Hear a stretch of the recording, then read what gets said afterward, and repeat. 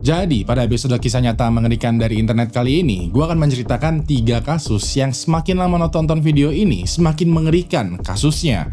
Maka dari itu, tonton video ini sampai habis. Nah, sebelum kita masuk ke detail kasusnya, hai semua, nama gue Ewing, dan kalau lo suka menonton video tentang kisah nyata mengerikan, subscribe Ewing HD, lalu nyalain notifikasinya, karena gue bakalan upload 1 atau 2 video setiap minggunya. Lalu, di akhir video, tulis pendapat lo di kolom komentar tentang kasus ini. Cek juga link affiliate perihal flanel super keren dan nyaman ini di bagian affiliate yang ada di bawah. Terus juga kalau lo menemukan boneka kameleon di video ini, gua mau lo tulis di kolom komentar detiknya keberapa, lokasi persisnya di mana, dan juga sisipkan Instagram lo. Orang pertama yang menemukannya bakalan gua pin komentarnya di kolom komentar, lalu gua DM via Instagram, dan kalau lo udah follow Instagram dan subscribe Ewing HD, gua bakalan kasih lo pulsa 100.000. Kalau udah siap, langsung aja kita mulai kisah nyata mengerikan untuk episode kali ini.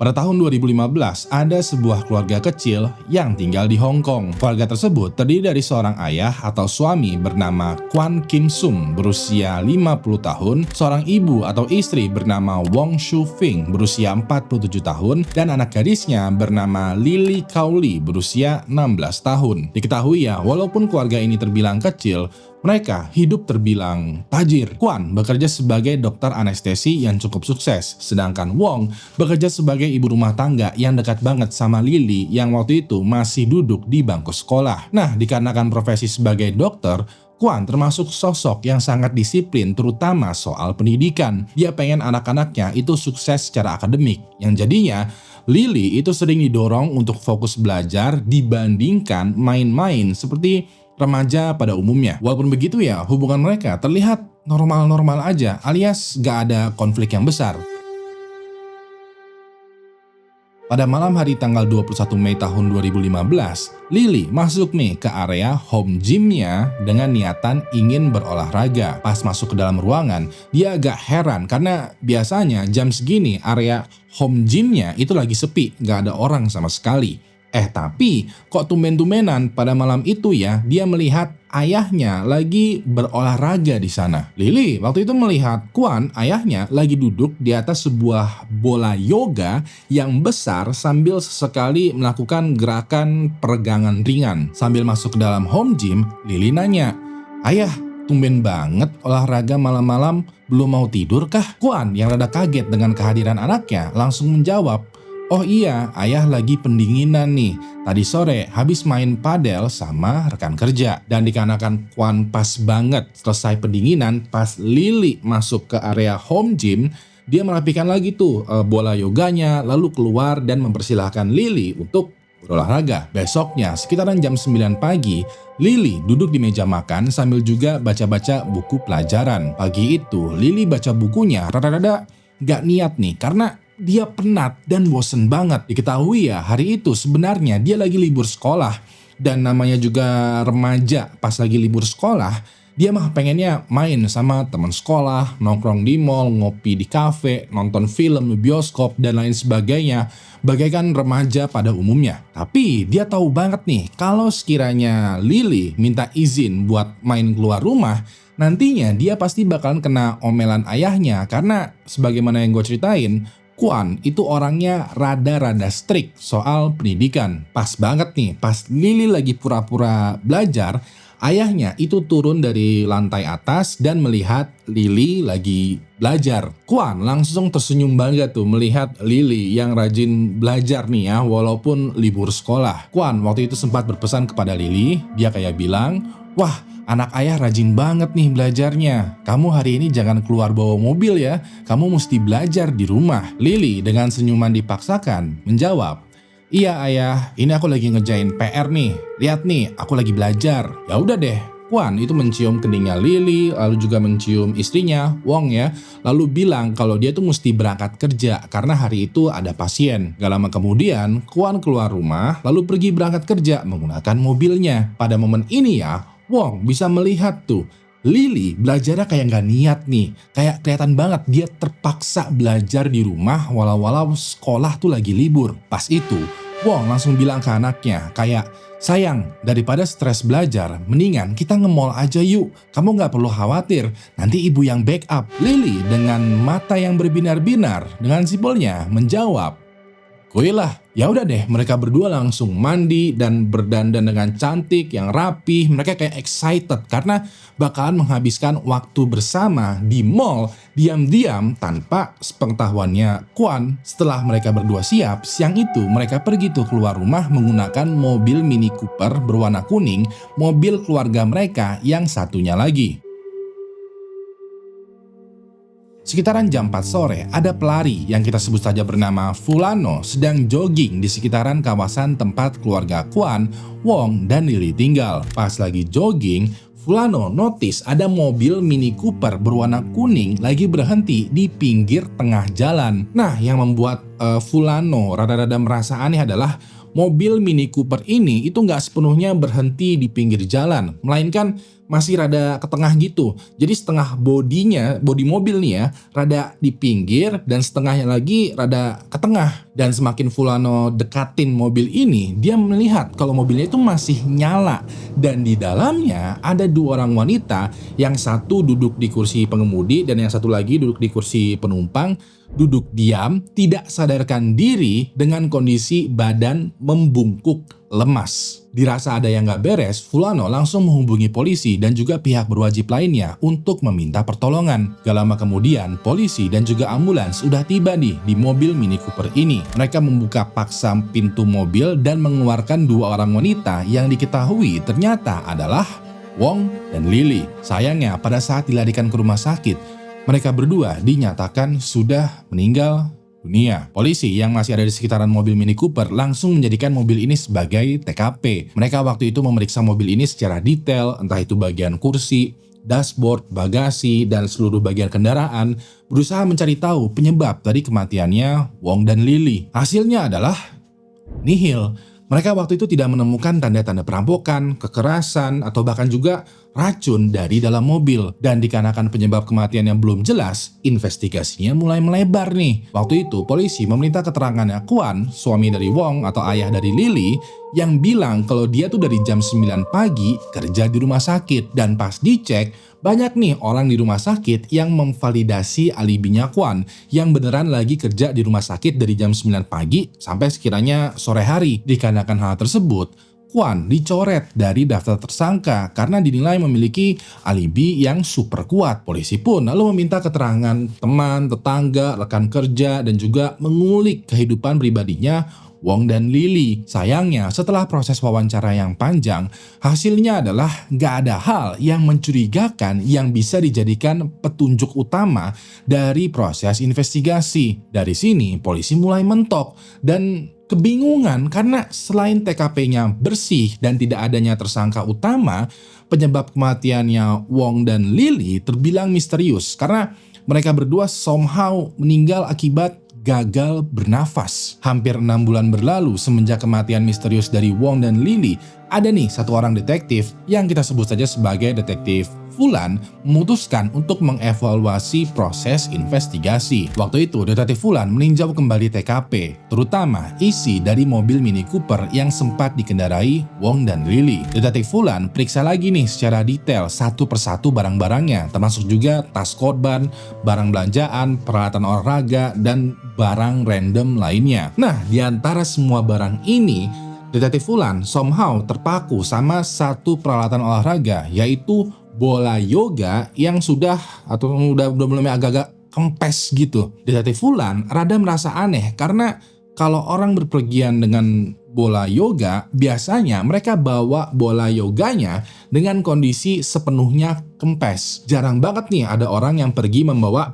bola yoga dengan kondisi sepenuhnya terpompa karena bola yoganya tuh jadi gede banget, jadi repot untuk dibawa. Detektif Fulan merasa aneh aja gitu karena kalau bola yoganya setengah kempes artinya Wong dan Lily sempat berpergian sambil juga membawa bola yoga yang gede banget, terpompa penuh. Ya udah deh, Detektif Fulan periksa tuh bola yoga ini dan pas diketahui isinya apa, dia langsung menetapkan Kwan, suami dari Wong dan juga ayah dari Lily, sebagai pelaku pembunuhan. Ternyata pada tanggal 21 Mei tahun 2015, Kwan sempat membawa bola yoga tersebut ke rumah sakit tempat dia bekerja. Sebagai dokter anestesi, Kwan memiliki akses nih ke berbagai macam gas medis, termasuk juga gas karbon monoksida yang tidak berwarna ataupun berbau, tapi bisa menjadi sangat mematikan. Pas itu, Kwan mengisi bola yoga dengan gas karbon monoksida, lalu dia simpan di area home gymnya. Yang kebetulan banget pas lagi mau disimpan, Lily sempat datang juga ke area gym. Walaupun begitu, Lily nggak curiga karena namanya juga bola yoga disimpan di tempat gym, itu adalah hal yang normal. Besok harinya, secara diam-diam, Kwan memasukkan tuh bola yoga yang udah dia kempesin sedikit, dia lubangin gitu di dalam mobil Mini Cooper. Karena dia tahu persis kalau mobil tersebut biasa digunakan istrinya untuk beraktivitas. Dikarenakan target utamanya Kwan adalah Wong, istrinya sendiri, dia sempat tuh menegaskan Lily untuk tidak berpergian menggunakan mobil Mini Cooper. Sayangnya pada hari itu, tanpa pengetahuan siapapun ya, Wong mengajak Lily pergi ke mall. Dan pas mereka berdua duduk di mobil, bola yoganya yang udah dikempesin ini mengeluarkan tuh gas karbon monoksida, membuat mereka berdua gagal bernafas dan ujung-ujungnya meninggal dunia. Pada tahun 2018, Kwan dinyatakan bersalah atas pembunuhannya Wong dan Lily dan dijatuhi hukuman penjara seumur hidup. Walaupun begitu, sampai persidangan selesai, Kwan tidak pernah memberikan penjelasan motif kenapa dia berniat menghabisi istrinya sendiri.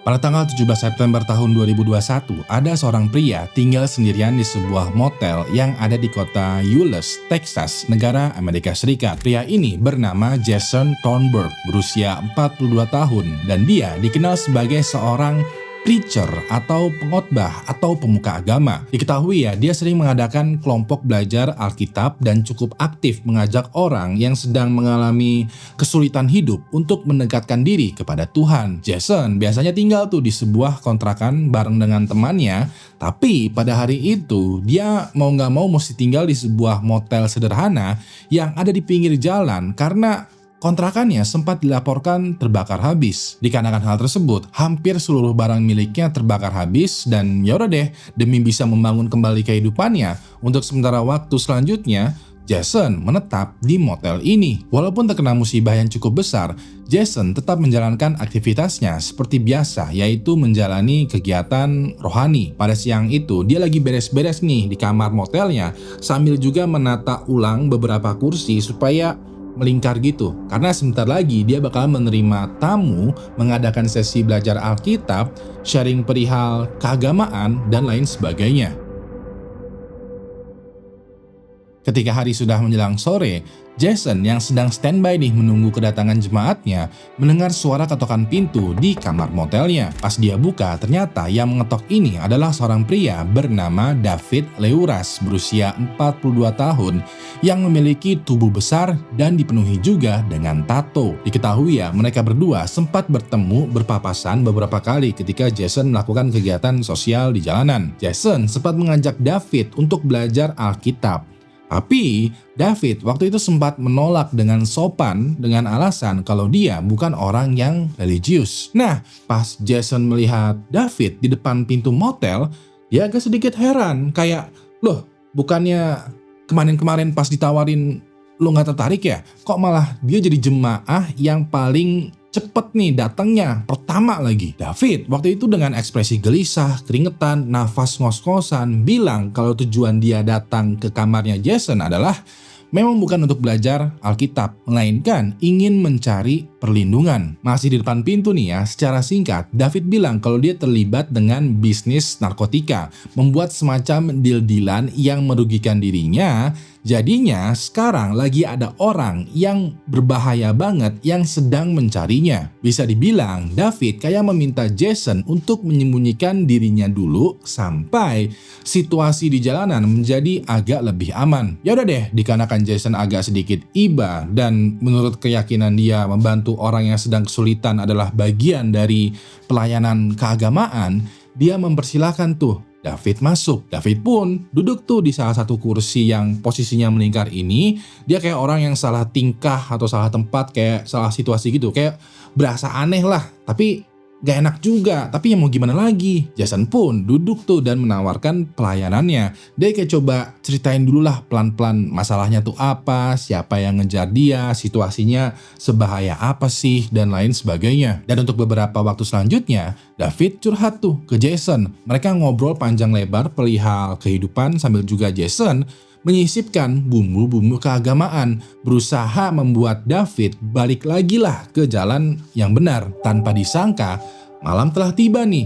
David waktu itu ngobrol banyak ke Jason dan merasa sedikit tercerahkan lah hidupnya. Pas ini Jason memberikan kode-kode gitu ke David bahwa sesi pelayanan udah selesai nih, udah malam, udah waktunya kita beristirahat dan kembali ke kehidupan masing-masing. Tapi David kayak gak mau pergi karena dia percaya kalau orang-orang berbahaya yang mencari dia itu masih berkeliaran di jalanan. Jadinya dia kayak gak mau pulang. Bahkan ya David malah kode-kodean ke Jason. Dia kayak bilang, "Punten nih, kira-kira gue boleh nggak nginep di sini semalam aja? Gue bakalan pergi besok hari sekiranya kalau feeling gue udah aman." Jason rada ragu-ragu untuk mengabulkan permintaannya David, tapi di satu sisi juga dia nggak tega.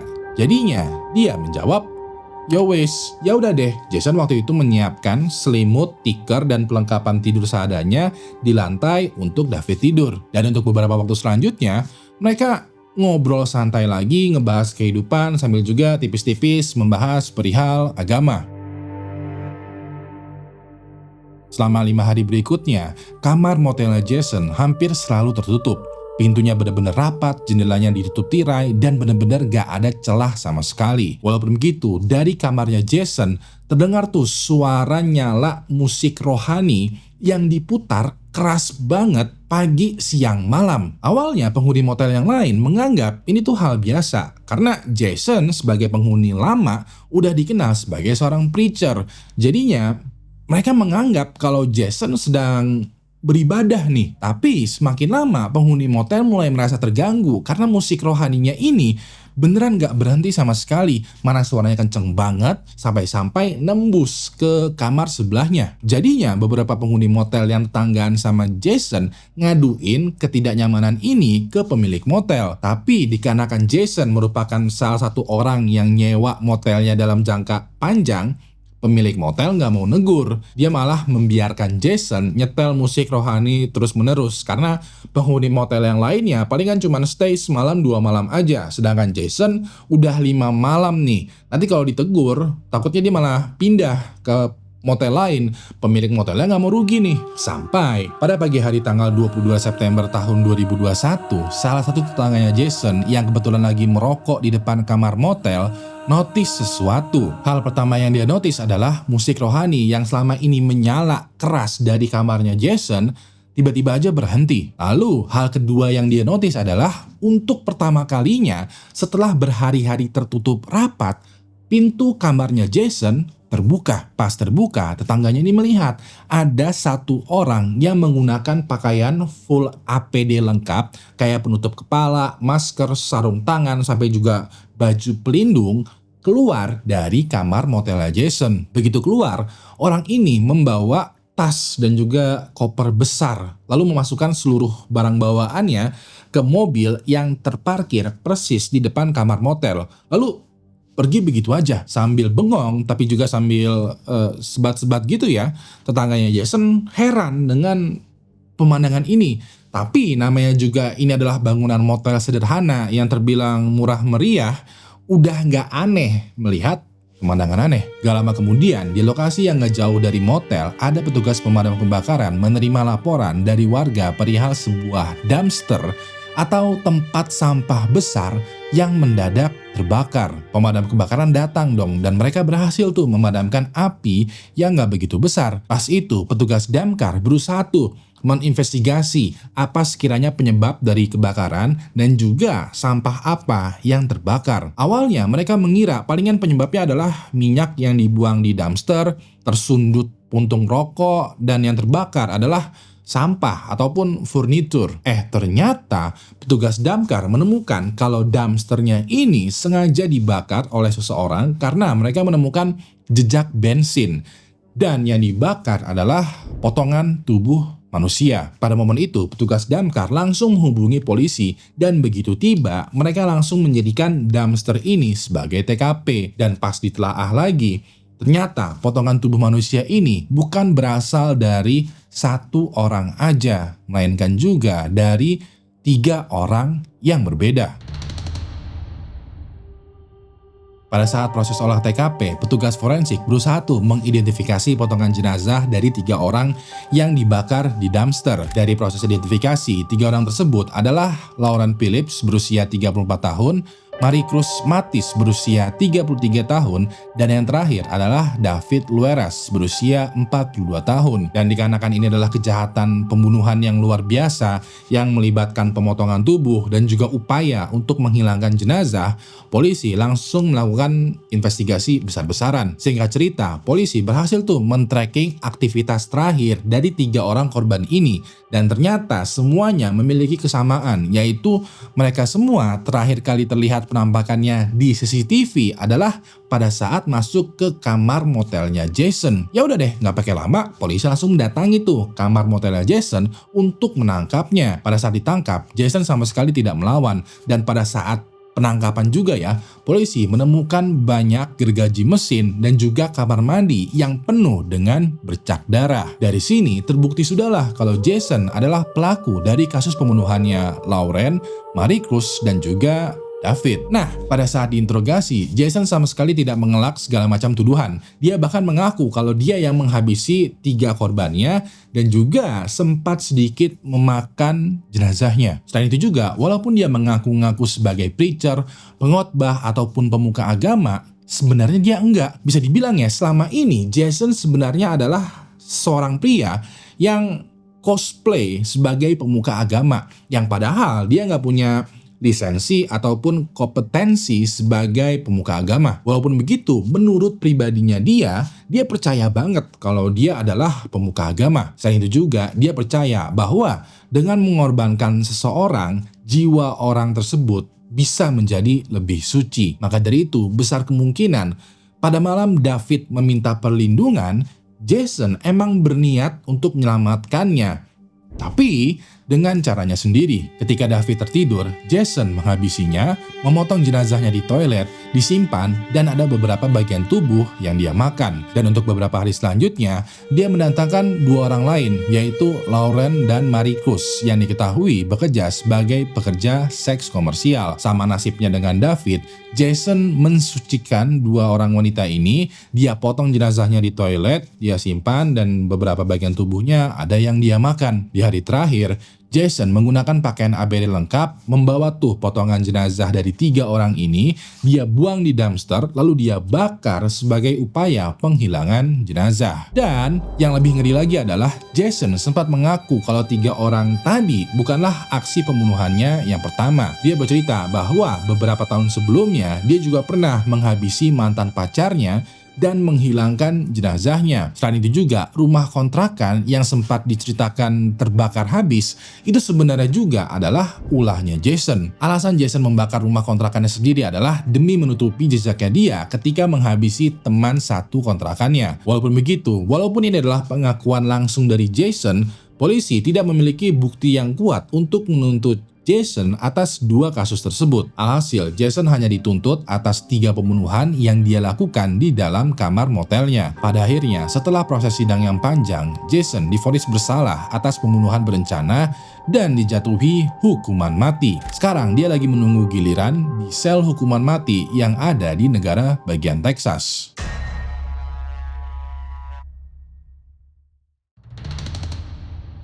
Pada pagi hari tanggal 30 Agustus tahun 2001, ada dua orang detektif sedang berkendara menuju kawasan Huron National Forest yang ada di negara bagian Michigan, Amerika Serikat. Kedua detektif ini kita sebut saja sebagai detektif Fulan dan Fulano, dan waktu itu mereka sedang menangani sebuah kasus orang hilang yang sudah menghantui mereka selama lebih dari 20 tahun. Korban dalam kasus ini diketahui adalah seorang gadis muda bernama Charita Thomas yang dilaporkan terakhir kali dilihat sedang berjalan di pinggir jalan sendirian. Dari laporan investigasi, ada nih seorang pria tua menghampiri Charita menggunakan sebuah mobil, dan begitu Charita masuk ke dalam mobil, dia menghilang entah kemana. Nah, selama bertahun-tahun, polisi curiga kalau pria tua yang menghampiri Charita itu bernama Jimmy Nelson. Walaupun begitu, investigasinya terbilang mandek karena belum cukup bukti. Pihak kepolisian berkeyakinan kalau Jimmy besar kemungkinan menghabisi Charita lalu membuang jenazahnya di kawasan Huron National Forest. Maka dari itu, detektif Fulan dan Fulano ingin memeriksa langsung nih Huron National Forest mencari petunjuk yang bisa memperkuat dugaan kalau Jimmy pelaku dari pembunuhannya Charita. Walaupun begitu, dikarenakan Huron National Forest pada dasarnya adalah hutan yang luas, mereka sudah menugaskan satu detektif spesial yang standby di lokasi. Begitu sampai di lokasi, detektif Fulan dan Fulano turun dari mobil, mereka langsung briefing singkat sambil juga mengusapkan kepala dari satu detektif spesial ini. Ternyata satu detektif spesial ini adalah seekor anjing bernama Eagle yang berwarna hitam dan juga coklat yang merupakan mix Doberman. Pas itu, Eagle ditemani sama seorang wanita bernama Sandra Anderson yang dikenal sebagai handler atau pelatih anjing pelacak jenazah manusia. Diketahui ya, Sandra dan Eagle sering muncul membantu berbagai macam investigasi besar, terutama ke kasus di mana skill pencarian jenazah diperlukan. Hal ini bisa terjadi karena Eagle diketahui pinter banget dalam melacak jenazah manusia. Dia bahkan lebih ahli melacak jenazah manusia dibandingkan anjing yang biasa digunakan pihak kepolisian. Bisa dibilang kalau anjing pelacak dari pihak kepolisian itu nilainya 10 dari 10, Eagle itu bisa tuh 20 dari 10. Pokoknya dia OP banget lah dalam melacak jenazah manusia. Pas ini detektif Fulan, Fulano, Sandra, dan juga beberapa petugas polisi lainnya briefing singkat tuh pada Eagle, kayak membuat Eagle semangat, hype, rada-rada agresif untuk mencari lokasi sekiranya jenazahnya Charita berada. Sekiranya udah excited, Sandra lepas tuh iketannya Eagle. Dia pun langsung lari sambil mengendus tanah, masuk lagi ke dalam hutan, lalu sambil juga diikutin sama polisi lainnya. Ternyata belum sampai beberapa menit, Eagle mendadak berhenti berlari di sebuah pohon yang cukup besar. Sesampainya di sana, dia langsung menggaruk tanah dengan kedua kakinya. Sandra pas ini samperin dong. Dia kayak bantuin tuh menggali tanah yang lagi juga digali sama Eagle. Gak lama kemudian, Sandra langsung manggil detektif Fulan dan Fulano dan beberapa polisi lainnya untuk ikutan melihat hasil galian ini. Ternyata mereka semua melihat kalau di dalam galian ini terdapat potongan kecil atau sebagian dari tulang manusia. Pas ini detektif Fulan dan Fulano langsung terbelalak karena mereka awalnya skeptis dengan skillnya Eagle. Sekarang mereka beneran melihat sendiri kalau skillnya Eagle beneran gacor. Ya udah deh, potongan kecil tulang manusia ini langsung diamankan, dan untuk beberapa hari selanjutnya Eagle ditugaskan tuh untuk mencari lagi potongan tulang manusia di sekitaran lubang yang dia gali. Dan bener banget, waktu itu Eagle menemukan lagi beberapa tulang manusia, dan setelah semuanya dikumpulkan, detektif Fulan dan Fulano mengirimkan tulang ini ke FBI untuk diteliti kembali. Mereka berdua optimis nih kalau mereka telah menemukan Charita, Jimmy bakalan ditetapkan sebagai pelaku, dan kasusnya yang selama puluhan tahun misterius bakalan terselesaikan. Anehnya, pada bulan Februari tahun 2002, detektif Fulan dan Fulano mendapati nih kopi dari laporan hasil lab perihal tulang yang ditemukan sama Eagle. Pas mereka baca, ternyata tulangnya ini bukan milik Charita, melainkan milik dari 3 orang yang berbeda. Pas ini, detektif Fulan dan Fulano terbelalak lagi karena mereka berekspektasi bakalan mendapatkan jawaban. Kok mereka malah mendapatkan pertanyaan kayak, ini teh 3 jenazahnya siapa? Kan kita lagi nyari jenazahnya Carita. Kok kita malah nemu 3 jenazah orang lain? Apa jangan-jangan kita baru aja menemukan kuburan massal yang tersembunyi di dalam hutan? Atau jangan-jangan Jimmy, tersangkanya kasus Carita, ternyata adalah pembunuh berantai? Ya udah deh, detektif Fulan dan Fulano mulai lagi nih membangun kasus dengan dasar 3 potongan tulang yang pernah ditemukan sama Eagle. Kurang lebih 2 bulan selanjutnya, detektif Fulan dan Fulano balik lagi ke TKP tempat mereka menemukan tulang sambil juga mengajak Sandra dan Eagle. Sama seperti sebelumnya, mereka berdua meminta Sandra untuk melepaskan Eagle mencari potongan tulang dari jenazah manusia lainnya. Bedanya adalah yang hadir di TKP itu nggak cuma detektif Fulan dan Fulano dan juga beberapa polisi lainnya, melainkan lengkap banget personilnya. Ada teknisi lab, petugas forensik, detektif lain, dan sebagainya. Mereka semua waktu itu benar-benar standby banget memperhatikan gerak-gerik Eagle yang lagi mengendus tanah mencari potongan tulang jenazah manusia. Beberapa jam kemudian, Eagle lagi-lagi berhenti nih mengendus tanah. Lalu dia menggali lubang menggunakan kakinya, seakan-akan dia menemukan sesuatu terkubur di dalam tanah. Sama seperti sebelumnya, Sandra langsung ikutan membantu Eagle menggali tanah. Dan gak lama kemudian, spot galian ini dikerubungin tuh sama teknisi lab, petugas forensik, dan lainnya. Dan hasilnya adalah bener banget. Mereka waktu itu lagi-lagi menemukan potongan dari tulang jenazah manusia. Walaupun begitu, dari kejauhannya, detektif Fulan dan Fulano notice tuh gerak-geriknya Sarah yang rada-rada mencurigakan. Jadi pas teknisi lab, petugas forensik, dan detektif lainnya sibuk dengan spot yang baru aja digali sama Eagle, Sandra kayak diam-diam pergi dari keramaian lalu jalan menuju ke spot lain. Gak lama kemudian, Eagle juga diam-diam pergi nih dari keramaian lalu jalan menuju ke spot di dekatnya Sandra. Pas itu, Eagle tiba-tiba aja gali-gali tanah dan gak lama kemudian ketemu lagi potongan dari tulang jenazah manusia. Dan pas teknisi lab, forensik, dan lain sebagainya bla bla bla lagi sibuk dengan spot kedua, Sandra diam-diam pergi lagi dari keramaian, jalan menuju ke spot yang lain sambil juga diikutin sama Eagle yang tiba-tiba aja menggali tanah dan menemukan potongan dari tulang manusia jenazah lainnya. Nah, detektif Fulan dan Fulano yang memperhatikan dari jauhan ya, notice dengan pola ini. Kayak somehow Eagle itu menemukan tulang manusia yang gak jauh dari spot Sandra berada. Gak pakai lama, detektif Fulan dan Fulano langsung pergokin gerak-geriknya Sandra yang mencurigakan.